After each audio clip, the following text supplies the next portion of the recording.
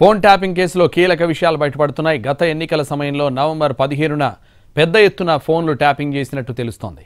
ప్రభాకర్ రావు బృందం 600 మంది ఫోన్లు ట్యాప్ చేసినట్టు సమాచారం.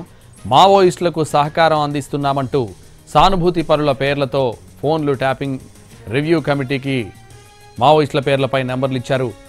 ఎన్నికల్లో మావోయిస్టులు యాక్టివ్ అయ్యారంటూ ప్రభాకర్ రావు ఇచ్చిన లిస్టును డీఓటీకి పంపింది కమిటీ. మావోయిస్టుల పేరుతో అధికారులు, ప్రతిపక్ష నేతలు, వ్యాపారులు, జర్నలిస్టుల ఫోన్లు ట్యాప్ చేసినట్టు సమాచారం. కాంగ్రెస్, బీజేపీ ముఖ్య నేతలు ఈటెల, అరవింద్, రఘునందన్ ఫోన్లు ట్యాప్ చేసినట్టు తెలుస్తోంది.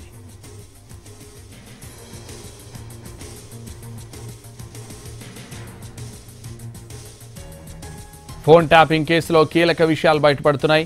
గత ఎన్నికల సమయంలో నవంబర్ 15న పెద్ద ఎత్తున ఫోన్లు ట్యాపింగ్ చేసినట్టు తెలుస్తోంది. ప్రభాకర్ రావు బృందం 600 మంది ఫోన్లు ట్యాప్ చేసినట్టు సమాచారం. మావోయిస్టులకు సహకారం అందిస్తున్నామంటూ సానుభూతి పరుల పేర్లతో ఫోన్లు ట్యాపింగ్ చేసి రివ్యూ కమిటీకి మావోయిస్టుల పేర్లపై నంబర్లు ఇచ్చారు. ఎన్నికల్లో మావోయిస్టులు యాక్టివ్ అయ్యారంటూ ప్రభాకర్ రావు ఇచ్చిన లిస్టును డీఓటీకి పంపింది కమిటీ. మావోయిస్టుల పేరుతో అధికారులు, ప్రతిపక్ష నేతలు, వ్యాపారులు, జర్నలిస్టుల ఫోన్లు ట్యాప్ చేసినట్టు సమాచారం. కాంగ్రెస్, బీజేపీ ముఖ్య నేతలు ఈటెల, అరవింద్, రఘునందన్ ఫోన్లు ట్యాప్ చేసినట్టు తెలుస్తోంది.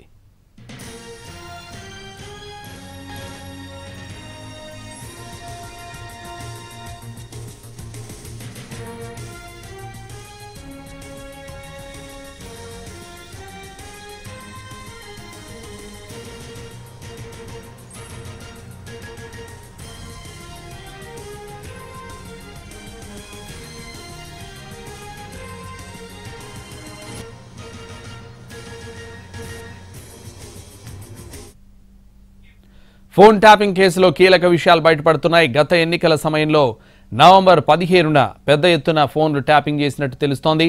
ప్రభాకర్ రావు బృందం 600 మంది ఫోన్లు ట్యాప్ చేసినట్టు సమాచారం. ఇదే విషయానికి సంబంధించి మరింత సమాచారం crime input editor Ramesh Vaitla లైవ్లో అందిస్తారు. రమేష్, ఏదైతే ఫోన్ ట్యాపింగ్ వ్యవహారంలో ఇప్పుడు చాలా కీలక పరిణామం చోటు చేస్తుందని చెప్పొచ్చు. అయితే ఇప్పటికీ 3 సార్లు ప్రభాకర్ రావుని ఎస్ఐబి మాజీపైన ప్రభాకర్ రావును విచారిస్తే చాలా విషయాలు వెల్లడిపోవడం జరిగింది. అయితే ప్రభాకర్ రావును విచారించడంతో పాటుగా అతని దగ్గర చాలా సమాచారం సేకరించారు. అయితే దీని నేపథ్యంలో చూసినట్లయితే అసలు ఫోన్ ట్యాపింగ్ వ్యవహారం సంబంధించి ఇప్పటివరకు హార్డ్ డిస్క్లో కావచ్చు, మిగతా వ్యవహారాలకు సంబంధించిన పూర్తి స్థాయిలో విచారణ చేసిన అధికారులకి ఫోన్ ట్యాపింగ్ అసలు ఏం చేశారు, ఏ విధంగా చేశారు, దీని వెనకాల ఎవరున్న విషయం కూడా పూర్తిగా అధికారులు కనుక్కొని దానికి సంబంధించిన పూర్తి సమాచారం ఇప్పుడు విచారణ చేస్తున్నారు. అయితే గత సాధారణ ఎన్నికల సమయంలో నవంబర్ 15వ తేదీన దాదాపు 600 మంది సెల్ ఫోన్లను మొత్తంగా ట్యాప్ చేయడం జరిగింది.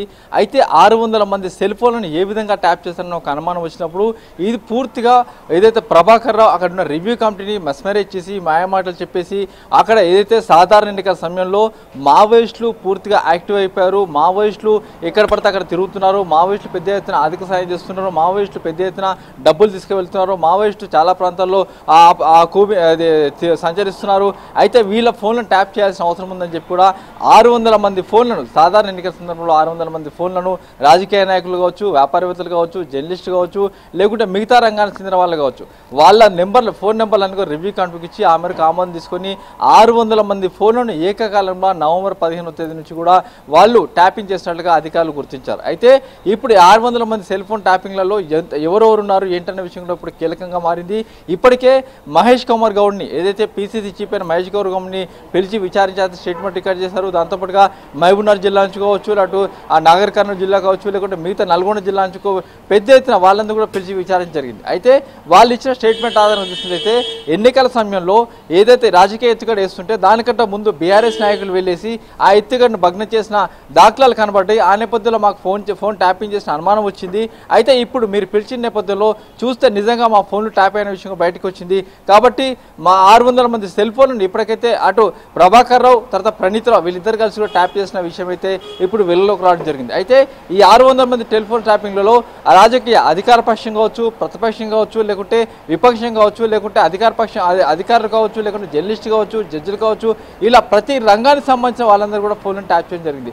ఆ రోజు అప్పటికి ఎలక్షన్లో ఏ విధంగా విన్ కావాలి, ఎక్కడ లూజ్ కావద్దు, పూర్తి స్థాయిలో విన్ కావాలని ఒక లక్ష్యంతో ఆ ట్యాపింగ్ చేసినట్టు చెప్తున్నారు. అయితే ప్రభాకర్ రావు కొంతమంది వ్యక్తుల ద్వారా సమాచారం తెప్పించుకొని ఆ సమాచారాన్ని ప్రణీతరావుకి ఇచ్చేసి ఆ ప్రణీతరావు దగ్గర నుంచి కూడా పూర్తిగా ఎప్పటికప్పుడు సమాచారాన్ని భుజంగరావుకి ఇచ్చి ఆ మేరకు ఎమ్మెల్యేలకు పంపించినట్టుగా ఉన్న సమాచారం. ఇప్పటికైతే 600 మంది సెల్ ఫోన్లను ట్యాప్ చేశారు.